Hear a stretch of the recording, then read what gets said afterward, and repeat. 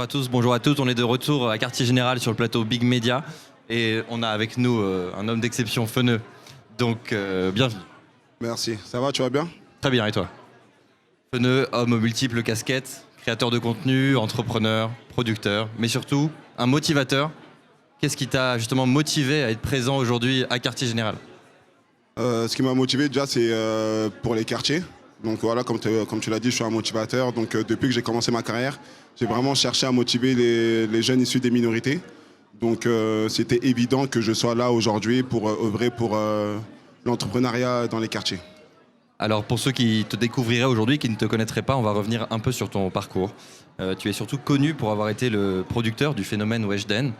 Mais avant ça, est-ce que tu peux revenir un peu sur tes débuts d'entrepreneur avec ta marque de prêt-à-porter notamment? Alors avant ça, avant que je produise Weshden, j'étais déjà un entrepreneur. J'avais ma marque de vêtements qui s'appelait Get l'Ascension, en d'autres termes Get la Réussite.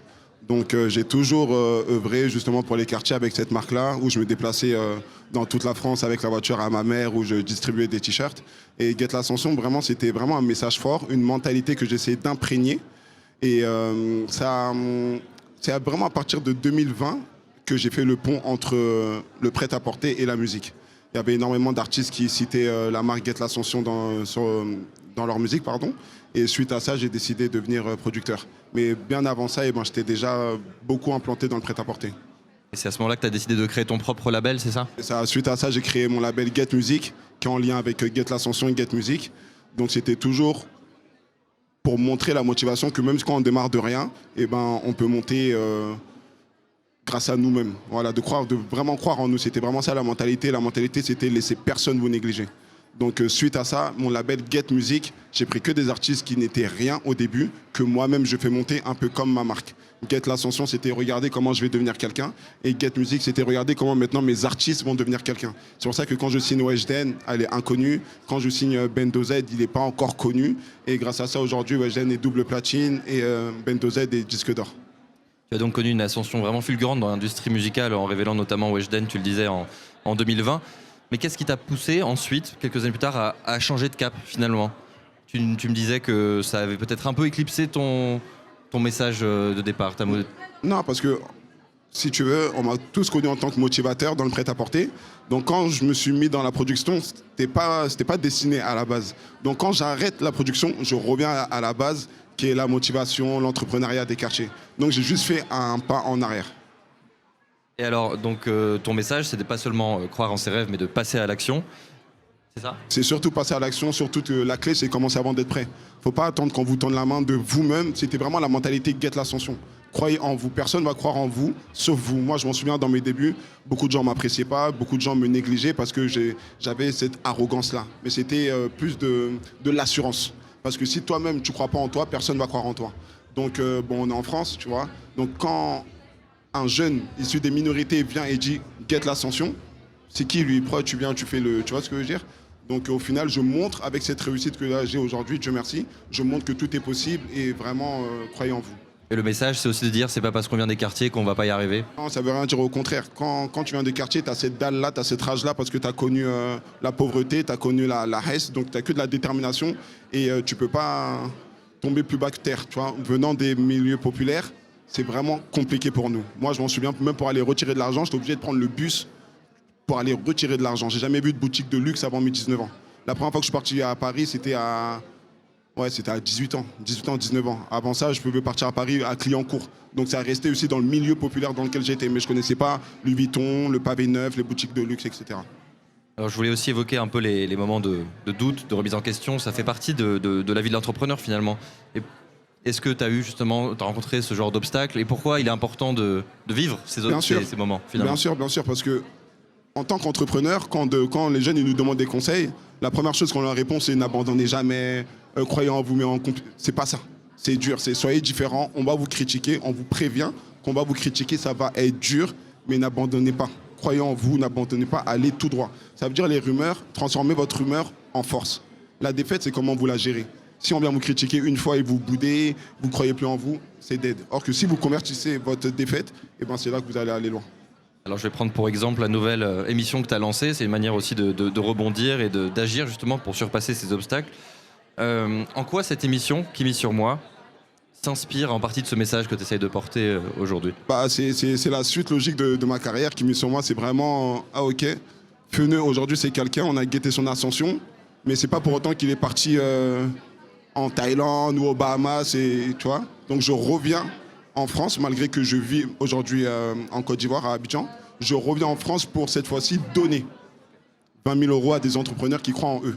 Pour leur montrer que sur YouTube, pour les entrepreneurs, aujourd'hui, il y a quoi? Il n'y a que des clips de rap, il n'y a que il y a que du foot, il n'y a pas de l'entrepreneuriat. C'est un sujet très, très tabou dans les banlieues. Dans les banlieues, quand tu fais de l'entrepreneuriat, on pense que tu es un babtou. On pense que c'est bon, toi, tu es devenu un babtou, tu n'es plus avec nous, entre guillemets. Donc j'ai envie de leur montrer que des jeunes comme moi, que vous avez guetté mon ascension, aujourd'hui, c'est moi qui vous redonne 20 000 euros à chaque épisode. Et c'est pas que je vous donne 20 000 euros et je vous prends des parts, ou je fais des petits trucs malsains. Non, je vous donne 20 000 euros, c'est un don. Allez, avancez, c'est un coup de main. Parce que moi, je m'en souviens, dans ma carrière, quand j'ai commencé Guette l'Ascension, on m'a aidé comme ça. Un grand de mon quartier qui m'avait vu un peu en galère avec mes t-shirts, il m'a dit, je vois que tu es déterminé, tiens, je te prête 20 000 euros, tu me les rends dans un mois. Au bout de 3 semaines, je lui ai rendu. Mais juste ce geste-là qu'il m'a fait, ça m'a aidé de fou malade. Alors explique-nous un peu le concept de l'émission et quelles qualités il faut avoir et quelles compétences il faut avoir pour pitcher. Non, ça consiste. Faut pas forcément des qualités requises, mais le but de l'émission est vraiment de donner 20 000 euros à l'entrepreneur qui va nous parler le plus. Il y a peut-être 5 entrepreneurs qui vont venir devant un jury d'exception. Le premier épisode, il y a eu moi, Dawala, Domi, Ahmed, un membre de la BPI. Et deuxième épisode, il y a eu Fatou Kaba, il y a eu Mamadou Sakho. Donc moi, je suis entouré d'un jury et on n'est pas là pour s'associer avec eux. Donc on ne va pas les juger sur leur business. On va juste voir s'ils sont assez déterminés et assez cohérents dans leur discours pour leur donner les 20 000 euros. Mais voilà, on ne peut pas s'associer avec eux, c'est vraiment une donation. Ça, j'aimerais vraiment que les gens le comprennent. On n'est pas là pour, oui, ton chiffre d'affaires, si, ça, on ne peut pas rentrer dans le détail. Parce que nous, on est là pour vraiment prioriser ceux qui viennent de commencer. Voilà. C'est ça un peu les profils des entrepreneurs que vous attendez, c'est des porteurs de projets finalement qui ont une idée, qui cherchent un peu à concrétiser. Qui ont une idée, qui cherchent des fonds. Parce qu'on a tous des idées venant de la banlieue, mais on n'a pas les fonds. Donc c'est une donation. Celle qui a gagné récemment, c'est Madou Ginette. C'était des pots de bébé à saveur halal, saveur africaine. L'idée est cool, mais elle n'a pas les fonds.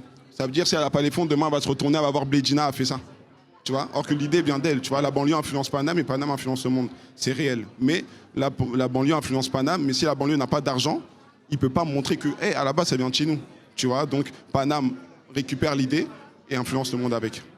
Et à ton avis, un type d'événement comme celui-là, quartier général, justement, ça peut servir à faire émerger des nouveaux profils finalement. C'est un événement de fou que je viens de connaître, d'ailleurs, que je ne connaissais pas.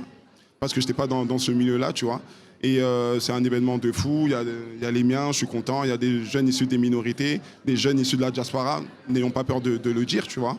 Donc c'est un événement par nous, pour nous, et ça fait super plaisir que ce genre d'événement soit organisé par BPI France, tu vois, qui est une banque des entrepreneurs, qui ne nous délaisse pas, entre guillemets. Elle sait que dans les quartiers, il y a des cerveaux, elle sait qu'il y a des gens déterminés, donc on le voit encore aujourd'hui, donc ça fait plaisir. Et alors, pour conclure, si tu avais un conseil, un message à faire passer à un jeune qui viendrait te voir avec une idée d'entreprise, mais qui n'oserait pas trop se lancer, qu'est-ce que ce serait ton conseil, dans un premier temps, je vais lui dire de oser, dans un premier temps. Et dans un deuxième temps, je vais lui dire qu'il soit différent. C'est en étant différent qu'on va te remarquer.